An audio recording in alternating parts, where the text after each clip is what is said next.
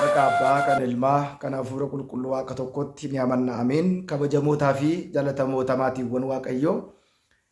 Waaqayyoon kan jaalattan Waaqayyo isiniin kan jaalatu hundumti keessan bakka jirtanitti nageenyi Waaqayyoo isiniif haa baay'atu. Baga guyyaa har'aatiin geessan baga wajjumaanuu geenye. Guyyaa har'aa kan ammoo mee waa tokko qabadhee dhufeera. Yaanni kun sirriidha moo sirri miti? Ta'uu qaba moo ta'uu hin qabu jettaniitu yaaddu yaada keessan nan barbaada.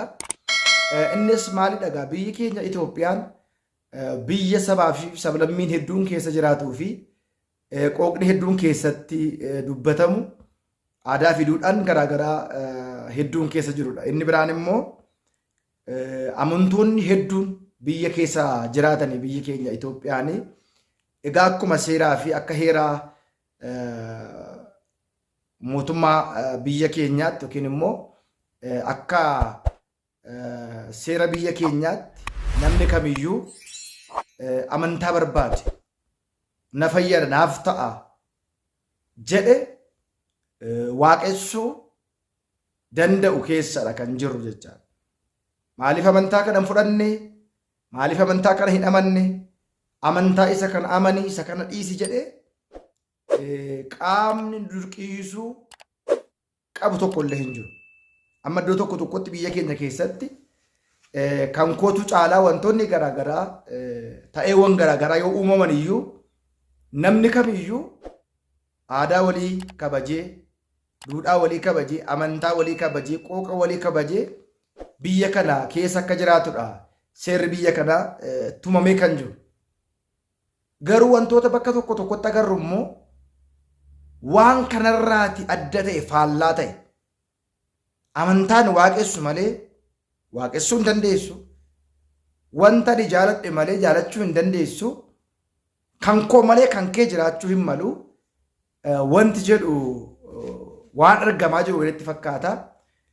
Mee viidiyoo kana ilaallee itti adeemnu yeroo muraasaatiif isinis achirraatiin booda yaada keessa naa kennitu jechaadha. Walumaatiif viidiyoo kana dhaggeeffanna.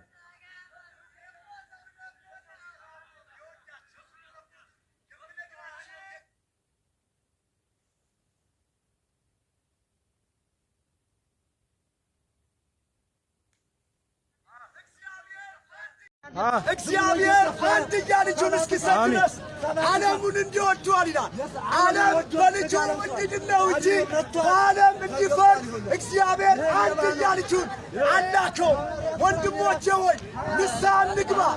ኢየሱስ የእግዚአብሔር ልጅ ይወዳችኋል። ንስሐ እንግባ። መድኃኒት የሆነ ጌታ ክርስቶስ ተወልዶላችኋል። ስለዚህ ንስሐ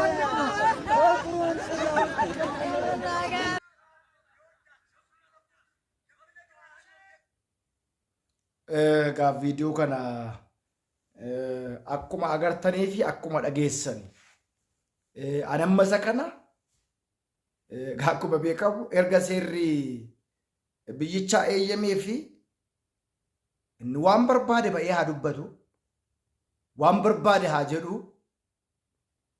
kan fudhate haa fudhatu, kan hin fudhanne hin fudhatini. Abbaan kun garuu maal ta'aniitu? Maaltu isaan tuqe? Maaliif callisanii karaa isaanii hin deeman? Kan jedhu viidiyoo baay'ee taajjabee fi namoonni baay'ees taajjaban jedhetanii kan ilaalu. Hunda dursa ani yoon kan koo kabaje kan namaas yookiin immoo yoon kan namaa kabaje namni kan koo naaf kabaja. Amma bakkeewwan garaagaraatti hudhaatiin wal qabachuu, warreebuuf walitti ka'uun inni nan dubbadha jedha ati immoo hin dubbattu jedha. Jaarsi kun itti rarra'anii akka inni hin dubbanne sadarkaa reebuu qabachuu kana maaltu fide? Kun waan sirrii hin taanee fi waan barbaachisaa hin taane gochaan akkasii kun wanta hin taanedha.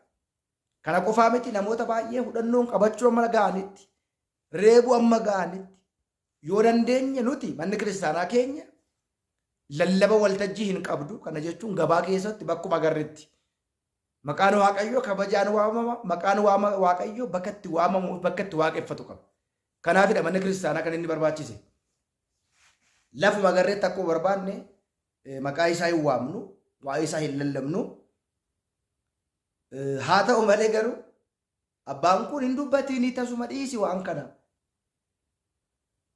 Isaan caanaa yookiin immoo qoqqobbii irratti godhanis iyyuu namni kun dubbachuu dhiisaa hin jiru jecha.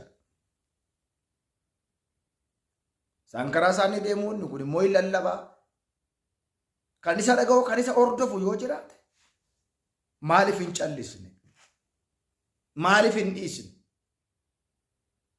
Maaliifidha gochaan akkasii kun kan inni ta'u? As qofaa miti viidiyoowwan hedduun jiru kanneen kan kana fakkaatan.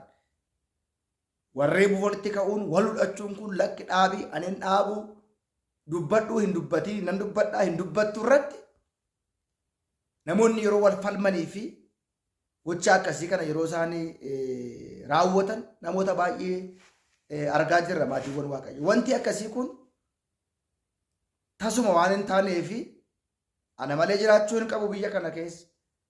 Ana malee waa'ee amantaa kan beeku hin jiru. Amantaa koo malee amantaan biraa hin jiru.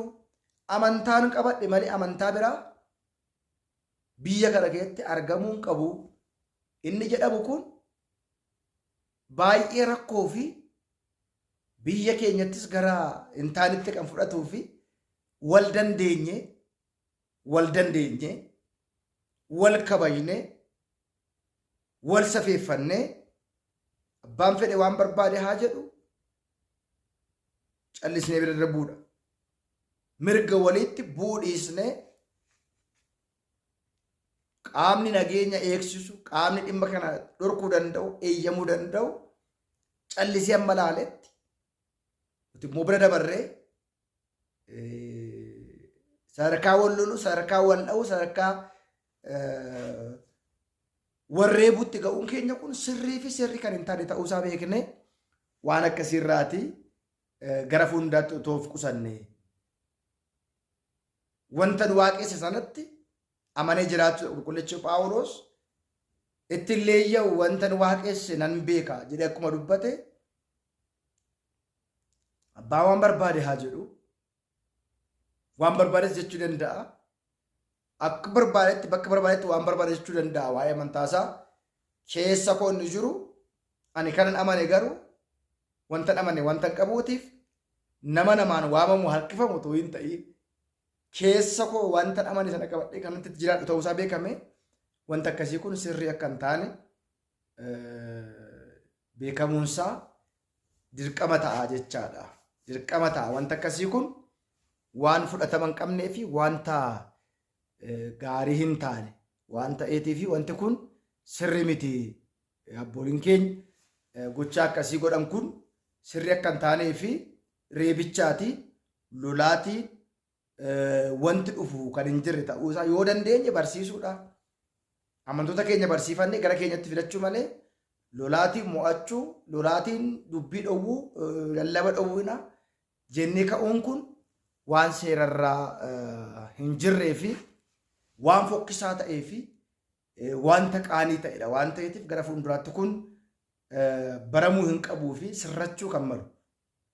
Tasuma ta'uus kan hin qabne ta'uusaa beekne deddeebi'uun gaarii ta'a jedheetanii kan inni ergaa kana dabarsu namoota akkasii kan dogongora akkasii hojjetaniitiif kun sirrii miti, dogongora ta'uu hin qabnedha. Waan fokkisaadha. Waan bareedaa miti. Gaarii miti jennee ergaa kana dabarsuun dirqama ta'a. Keenya qabannee bakka nu fakkaatutti waan nu fakkaatu hojjechuudha malee yoo dandeenye jaalalaatiin mo'achuudha malee lolaatiin eenyumallee gara keenyatti fiduus hin dandeenyu. Eenyumallee amansiisuu hin dandeenyu. Nuti immoo jabaannee keenya barsiisnee ijoollee keenya gorfannee wangeela hubachiisnee jireenya bara baraa akka isaan argatan gochuun dirqama hunda keenyaa ta'a jechaadha. Manni kiristaanaa keenya jaalala wangeelli keenya jaalala wangeelli keenya jaalala nu barsiise malee jibba yookiin immoo hojii biraa kan nu barsiise ta'uusaa beeknee kana dogongoroota akkasii irraatii of deebisuu yaaluun